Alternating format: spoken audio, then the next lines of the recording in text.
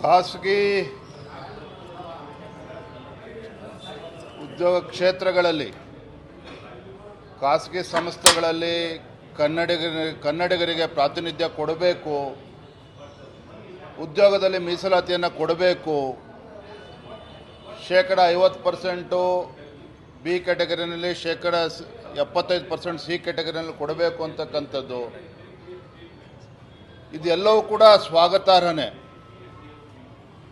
ಆದರೆ ಎಲ್ಲೋ ಒಂದು ಕಡೆ ಈ ರಾಜ್ಯ ಸರ್ಕಾರ ಮಾನ್ಯ ಮುಖ್ಯಮಂತ್ರಿಗಳು ತರಾತುರಿಯಲ್ಲಿ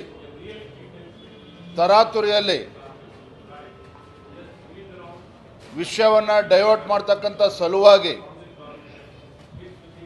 ಕ್ಯಾಬಿನೆಟ್ ಸಚಿವರ ಜೊತೆ ಚರ್ಚೆನೂ ಕೂಡ ಮಾಡದೇ ತರಾತುರಿಯಲ್ಲಿ ಇದನ್ನು ತಂದಿದ್ದಾರೆ ಅಂತಕ್ಕಂಥ ಪ್ರಶ್ನೆನೂ ಕೂಡ ಎದ್ದಿರ್ತಕ್ಕಂಥದ್ದು.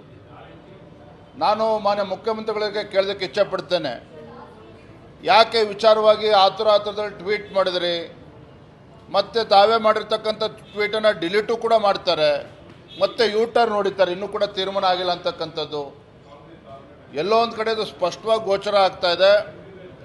ರಾಜ್ಯದಲ್ಲಿ ಇವತ್ತು ವಾಲ್ಮೀಕಿ ಅಭಿವೃದ್ಧಿ ನಿಗಮದ ವಿರುದ್ಧ ಒಂದು ಹಗರಣ ನಡೆದಿದೆ, ಮತ್ತೊಂದು ಕಡೆ ಮೂಢ ಹಗರಣ. ಇಷ್ಟೆಲ್ಲ ಹಗರಣಗಳು ರಾಜ್ಯದಲ್ಲಿ ನಡೆದಿರುವಾಗ ಸದನದ ಒಳಗಡೆ ಸದನದ ಹೊರಗಡೆ ಹೋರಾಟ ನಡೀತಾ ಇದೆ, ಸದನದ ಒಳಗಡೆ ಚರ್ಚೆ ನಡೀತಾ ಇದೆ. ಇಂಥ ಸಂದರ್ಭದಲ್ಲಿ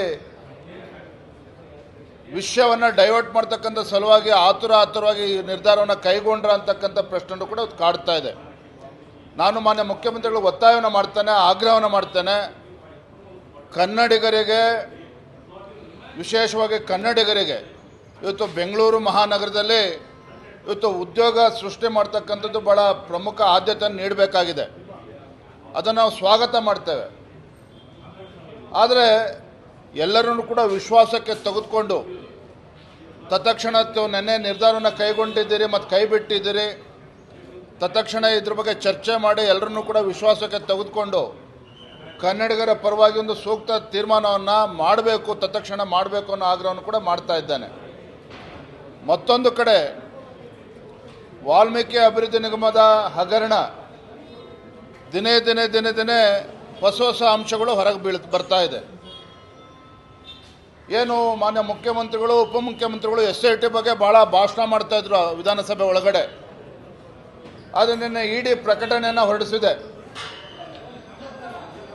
16 ಕೋಟಿ ರೂಪಾಯಿನ ಹೊರ ರಾಜ್ಯದ ಚುನಾವಣೆ ಸಂದರ್ಭದಲ್ಲಿ ಹೆಂಡವನ್ನು ಖರೀದಿ ಮಾಡೋದಕ್ಕೆ ಬಳಕೆ ಮಾಡಿಕೊಂಡಿದ್ದಾರೆ ಅನ್ನುವ ಮಾತನ್ನು ಸ್ವತಃ ಇಡಿ ಕೂಡ ಇವತ್ತು ಪ್ರಕಟಣೆ ಮಾಡಿರ್ತಕ್ಕಂಥದ್ದು.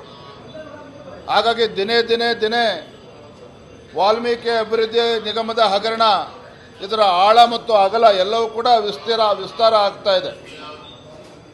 ಆದರೆ ರಾಜ್ಯ ಸರ್ಕಾರ ತಮ್ಮ ಮಂತ್ರಿಗಳನ್ನು, ಮಾಜಿ ಮಂತ್ರಿಗಳನ್ನು, ಶಾಸಕರನ್ನು ಇವತ್ತು ಎಲ್ಲೋ ಒಂದು ಕಡೆ ಪ್ರೊಟೆಕ್ಟ್ ಮಾಡ್ತಕ್ಕಂಥ ಕೆಲಸವೂ ಕೂಡ ರಾಜ್ಯ ಸರ್ಕಾರ ಮಾಡ್ತಾ ಇರ್ತಕ್ಕಂಥದ್ದು ಅಕ್ಷಮ್ಯ ಅಪರಾಧ.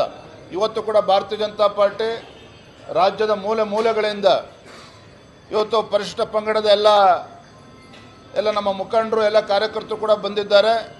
ಇದರ ವಿರುದ್ಧ ಪ್ರತಿಭಟನೆ ಕೂಡ ನಾವು ಮಾಡ್ತಾ ಇದ್ದೇವೆ.